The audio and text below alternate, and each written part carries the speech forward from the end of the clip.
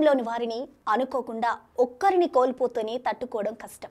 అలాంటిది ఒకేసారి అందరిని అంటే దాదాపు 9 మంది ఆత్మీయులను కోల్పోయే బాధలు ఉన్న వాయనాడ్ వరద బాధితురాలు శృతి జీవితంలోకి మరో విషాదం సునామీలా వచ్చి పడ్డది.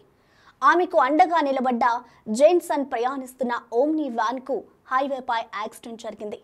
కాలు పెట్టే హైవేపై జరిగిన ఈ రోడ్డు ప్రమాదంతో శృతి జీవితం మళ్ళీ మొదటికొచ్చింది.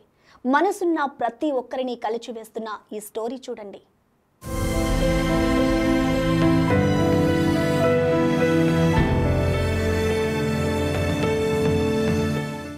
కుటుంబమంతా వాయనాడ్ వరద బురదలో నిర్జీవులుగా మారడంతో ఒంటరిగా మిగిలిన ఆ అమ్మాయి శృతి గురించి దేశమంతా బాధపడ్డారు.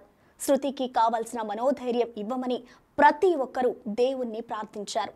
ఏ దేవుడు కరుణించాడో గాని జేన్సన్ అనే ఆమె మిత్రుడు అండగా నిలబడ్డాడు.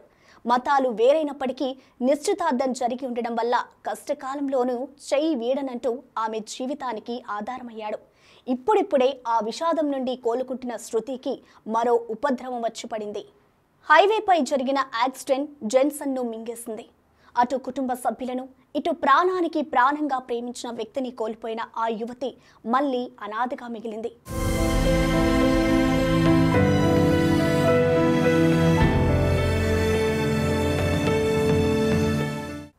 కేరళలోని వాయనాడ్ జిల్లా చుడాల్మల గ్రామానికి చెందిన శృతి జేన్సన్ల హృదయ విదారక ప్రేమ కథ ఇది.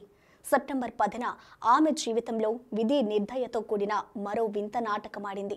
శృతి జేన్సన్లతో పాటు అతడి కుటుంబ సభ్యులు ప్రయాణిస్తున్న ఓమ్ని వ్యాను కాల్పెట్ట హైవేపై ఓ ప్రైవేటు బస్సును ఢీకొంది. ఈ ప్రమాదంలో శృతితో పాటు మిగతా వారికి స్వల్ప గాయాలు కాగా తీవ్రంగా గాయపడిన జేన్సన్ చికిత్స పొందుతూ బుధవారం రాత్రి మరణించాడు. వాయనాడ్ వరద బాధితులు సహాయక చర్యల్లో పాల్గొన్న ఎంతో మంది అధికారులు ఆ ప్రేమ జంట ఫోటోలను గురువారం తమ వాట్సాప్ తదితర సామాజిక మాధ్యమాల్లో పెట్టుకుని జేన్సన్కు నివాళులర్పించారు. ముఖ్యమంత్రి పినరై విజయన్, నటుడు మమ్ముట్టి సహా పలువురు తీవ్ర సంతాపం వ్యక్తం చేశారు. శృతిని పూర్తి స్థాయిలో ఆదుకుంటామని, ఆమెకు ప్రభుత్వ ఉద్యోగం ఇస్తామని కేరళ రెవెన్యూ మంత్రి కె రాజన్ ప్రకటించారు.